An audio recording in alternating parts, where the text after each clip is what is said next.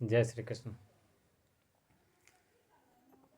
तीसरे अध्याय के 13वें श्लोक तक का पान हम लोगों ने किया है। आज 2 श्लोक एक साथ जानेंगे। यह है 14 और 15वां श्लोक। अर्जुन ने एक प्रश्न किया था भगवान से कि आप मुझे घोर कर्म में क्यों लगाते हैं। इस एक प्रश्न के उत्तर में अनेक तरह से उन्होंने इसका उत्तर दिया है। इन 2 श्लोकों में भगवान ये समझाना चाह रहे हैं कि सृष्टि चक्र की सुरक्षा के लिए भी यज्ञ जो है करने की आवश्यकता है। यज्ञ यानी जो कर्तव्य रूप कर्म हैं,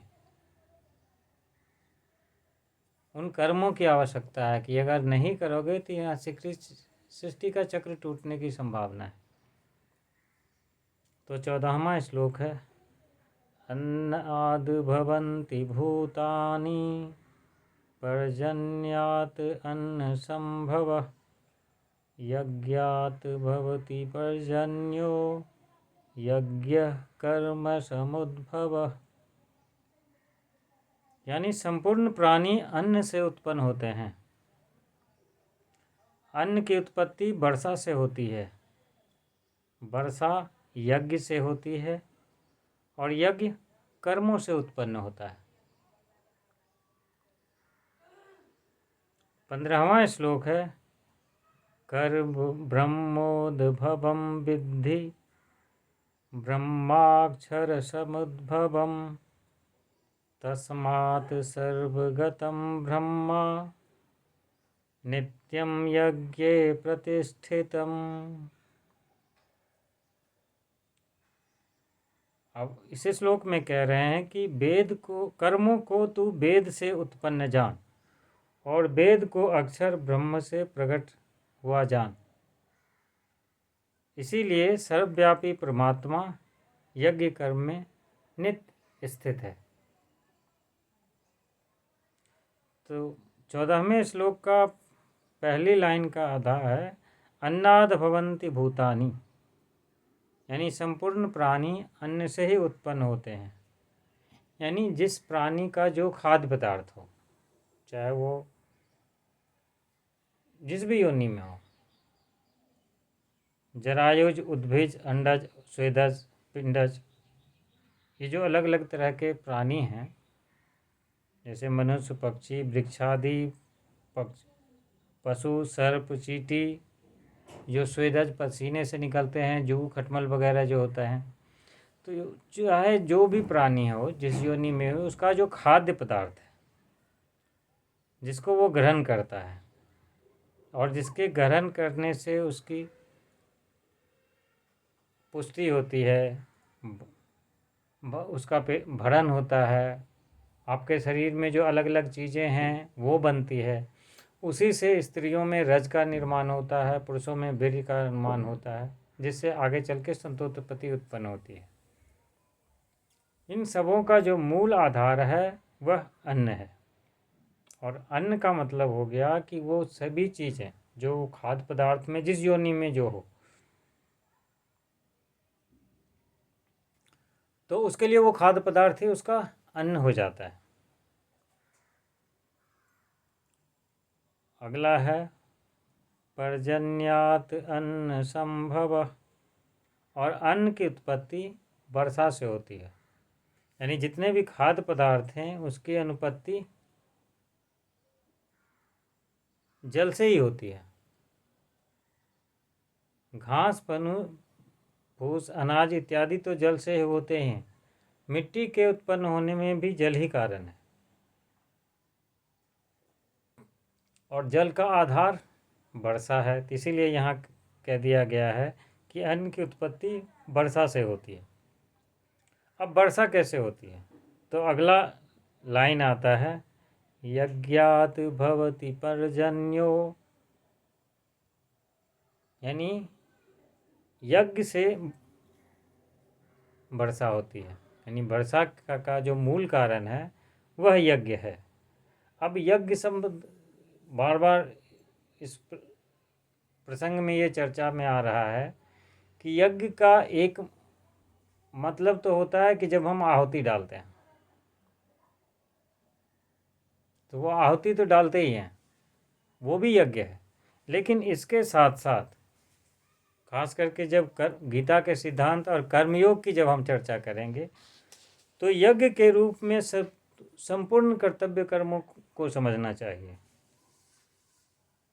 यज्ञ में जो है त्याग की भावना मेन रूप होती है। आहुति भी जब हम देते हैं तो यज्ञ कुंड में अन्न हो गया, घी हो गया, या जो भी चीज़ें हवन सामग्री के रूप में, उसका जब हम अग्नि में त्याग करते हैं तो उस त्याग का नाम ही यज्ञ कहलाता है। अब जैसे तो अगर हम ध्यान में कुछ करते हैं तो वो भी किसी वस्तु का त्याग करेंगे तो वो ध्यान हो जाता है। जो तपस्वी हैं वो अपने सुख और भोग का त्याग करते हैं तब जाके तपस्या कर पाते हैं। तो कर्तव्य कर्म करने में अपने स्वार्थ यानी निस्वार्थ भाव से काम करना है और आराम इत्यादि का त्याग है। तो यहाँ जो यज्ञ शब्द जो है वो संपूर्ण क्रियाओं को समझना चाहिए। तो जो भी क्रिया करेंगे हम, उसी क्रिया के द्वारा तो कोई कर्तव्य कर्म रूपी यज्ञ संभव होगा ना। तो इसीलिए यहाँ बताया गया है कि यज्ञ जो है कर्म से उत्पन्न होता है या संपन्न होता है। अब आगे 15वें श्लोक में है, कर्मों को तू वेद से उत्पन्न ज्ञान जान।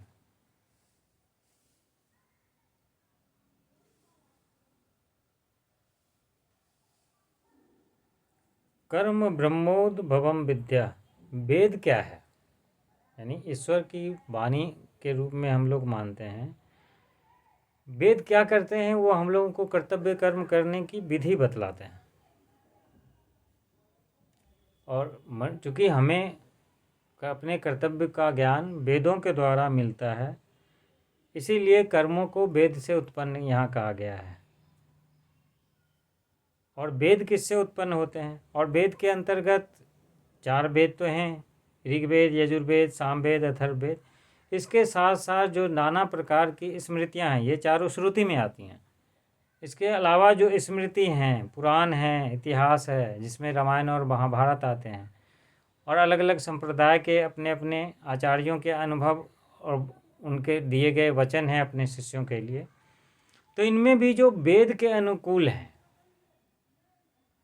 उन सभी शास्त्रों का यहाँ समावेश किया गया है वेद के रूप में।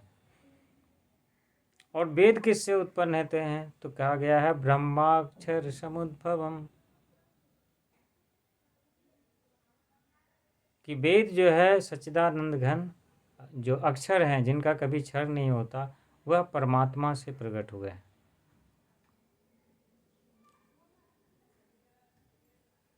तो इस तरह से यहाँ बताया गया है कि वेद के परमात्मा से वेद उत्पन्न हुआ। वेद ने मनुष्यों को कर्म करने की विधि बताई। मनुष्य उस कर्तव्य का विधि पूर्वक पालन करते हैं। उन कर्तव्य कर्मों के पालन से यज्ञ होता है। यज्ञ के से वर्षा होती है, वर्षा से अन्न होता है, अन्न से प्राणी होते हैं, और उन्हीं प्राणियों में से मनुष्य जो है अपने कर्तव्य कर्म के पालन से यज्ञ करते हैं।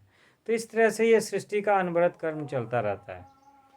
इसमें बार बार जब सवाल किया जाता है कि चलो भाई विदेश में तो यज्ञ नहीं होता है, वहाँ कैसे वर्षा होती है?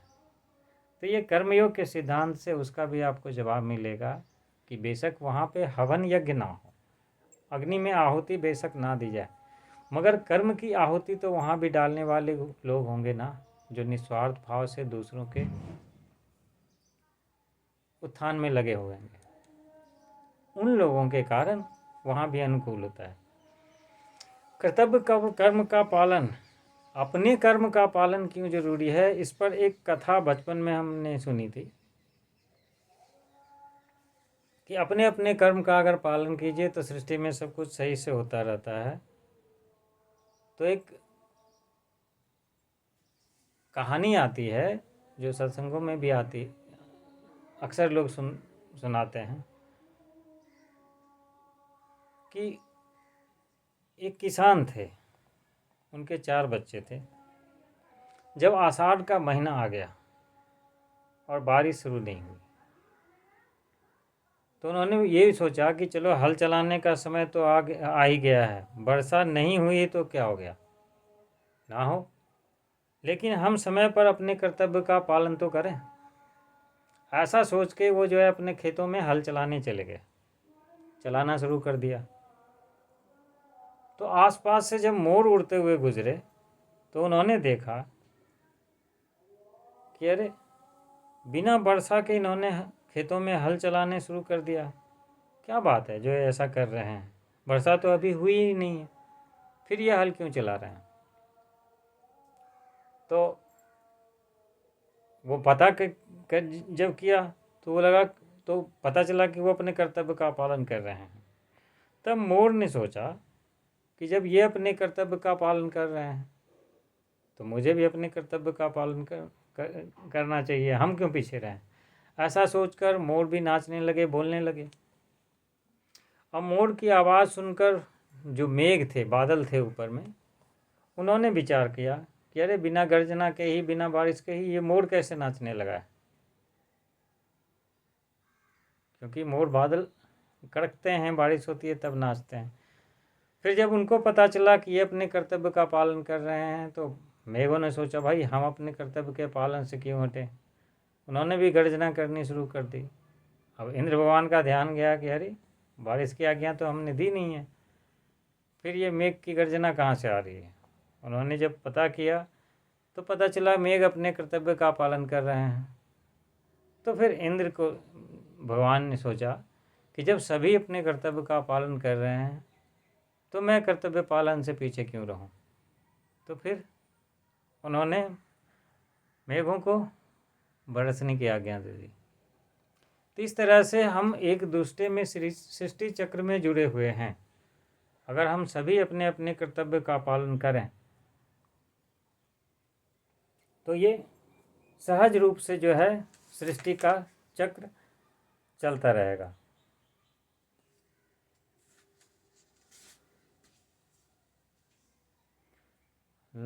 और लास्ट का क्या है, तस्मात् सर्वगतं ब्रह्म नित्यं यज्ञे प्रतिष्ठितम्। इसीलिए यह सिद्ध होता है इससे कि सर्वव्यापी जो परमात्मा है वह सदा ही यज्ञ में प्रतिष्ठित रहते हैं, यानी कर्तव्य कर्म रूपी जो जहाँ पालन करते हैं वहाँ परमात्मा की सहज उपस्थिति रहती है। तो यही आज ये 2 श्लोकों के बारे में हमने जाना। आगे के लिए जय श्री कृष्ण।